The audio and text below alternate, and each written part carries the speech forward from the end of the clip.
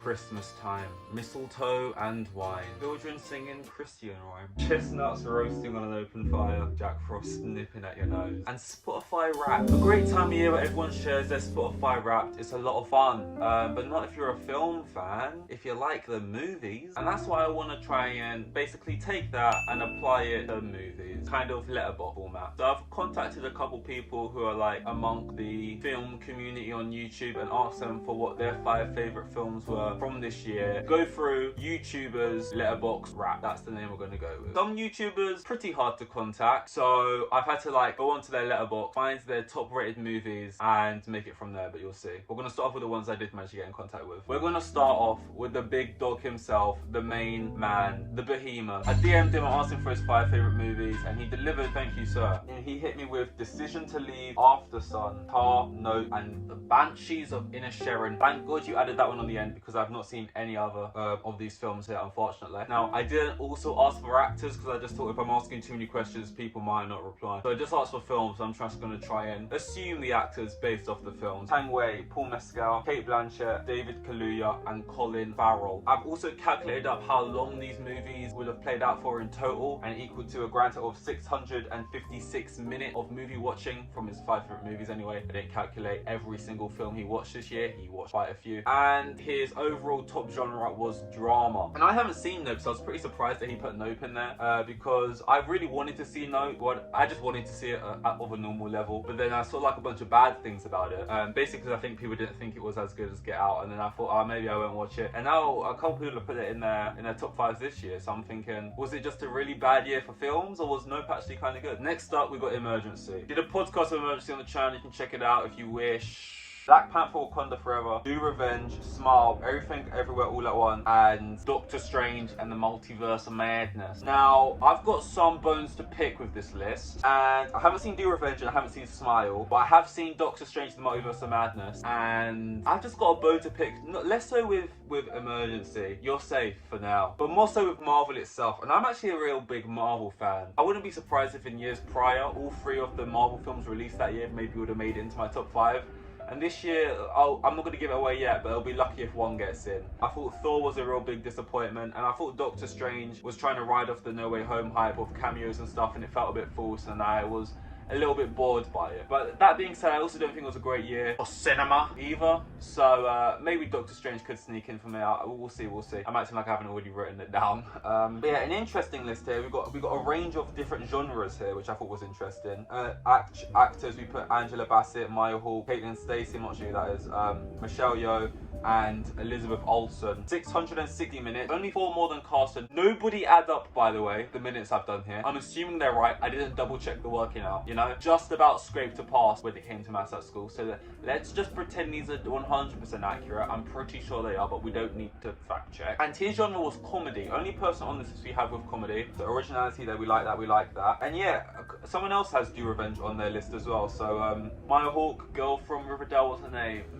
Camilla Mendez, I think. Yeah, and Everything Everywhere All at Once. It's a mouthy title. Next up, we got 24 Frames with Nick, and I had to scour his Letterboxd, start the Letterboxd scouring, try and find out what 24 Frames with Nick would be. But I've got it. These were his only 5-star movies, I think, of the year. And we have Avatar, The Way of Water. I think I found my least favorite list already. After Sun, RRR, Banshees of Inisherin, and Everything Everywhere All at Once coming in for its 2nd time on this list, and After Sun for its 2nd time as well. The actors, we got Zoe Saldana, Paul Mescal, SS Rajamouli, Colin Farrell, and Michelle Yeoh. 729 minutes of movie watching. Oh, you're a hungry boy. Genre, we put action. Pretty I mean, he's got Banshees in there, which came up again as well. Everything Everywhere All at Once has been here, and After Sun. Avatar, I didn't even know that came out. When I saw he had Avatar, I was like, he's talking about the first one. Did you just rewatch it? The second one came out. Is it out already? Or is it not out already? I think it's out. I'm not sure, but anyway, he's got Avatar down there. I'm assuming he means the second one if it's out. Not sure if it's out. I think it must be out, right? Moving on to the next person, we got AmandaTheJedi. Again, I had to do some scouring on Letterboxd, but again, I've got a pretty comprehensive top 5 here because, again, not too many movies hitting those upper echelons for her this year. I think the only movie she gave a 5-star on Letterboxd was the one I put number 1, which means I'm pretty sure this was her favourite. Cha Cha Real Smooth. Break it down now, y'all. Dakota Johnson as the actor's number 1. Then Colin Farrell, Paul Mescal, Ryan Robbins, Tang Wei, and the films being Cha Cha Real Smooth. Break it down. No, I'll do that again. Banshees, After Sun, Sanctuary, didn't know what that was, and Decision to Leave. So we've got Decision to Leave coming up again. Banshees is coming up again. After Sun is here again as well. So After Sun, Banshees is a favourite so far. And then Sanctuary, which is a new one in there.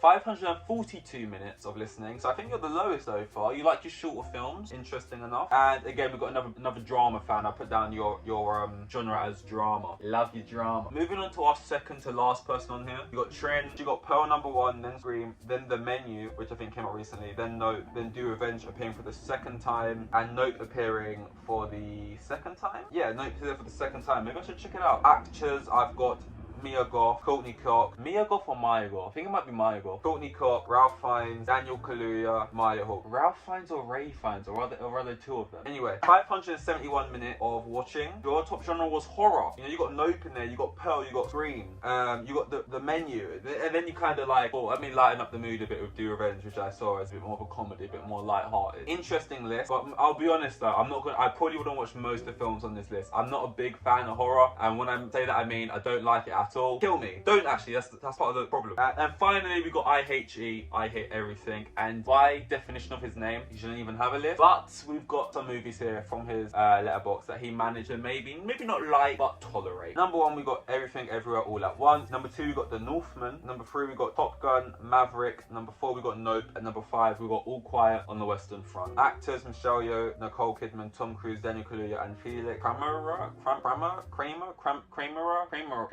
equaling to 681 minutes of watching, and his genre being action. Right then, we got a bit of a tie break. 3 movies were the most popular amongst these people, all appearing 3 times amongst the 6 list. Those movies being Banshees of Inisherin, Nope, and Everything Everywhere All at Once. So those are the 3 movies I should probably check out. But I got a lot of suggestions here. I got a lot of recommendations, a lot of ways to now fill my lackluster time. We'll go through my list real quick. Like I said, I don't love all the movies on my top 5 list, which kind of disappoints me. Like, I was kind of expecting to look through the movies I'd seen this year and being like, oh, I love this one, but then I guess a year isn't as long as you think it is, and when I deep it, I probably only watch about 10-12 movies a year, and I want to up those numbers, but it's true, I don't really watch more than like a new movie, you know, a month. You know, it's difficult, but it's the hard reality and hard life we lead. What am I talking about? To mention though, there's 4 movies here that have came out recently or haven't came out yet this year that I do want to see that could make my top 5. Those being The Whale, White Noise, Triangle of Sadness, and Glass Onion. But out of the movies I have seen, I've put Wakanda Forever at number 5. I was chatting shit about Marvel, but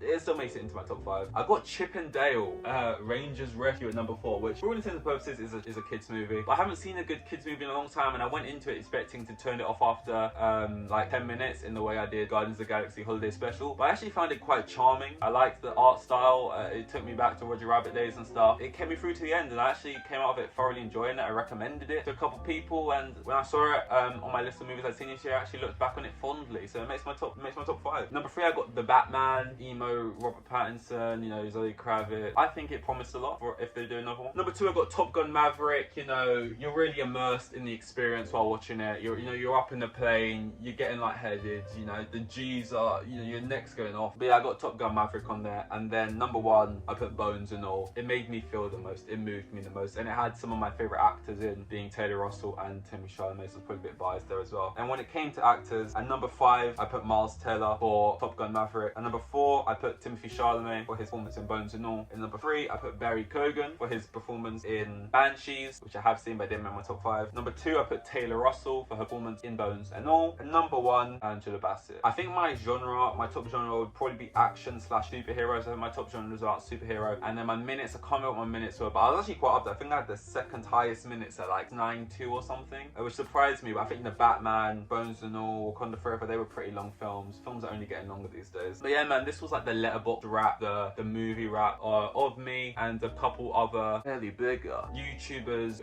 on this platform. If you enjoyed it, that's great. Subscribe if you're new. It's always much appreciated. And I'll see you guys in another video, hopefully coming up very soon. Thank you for watching, and bye.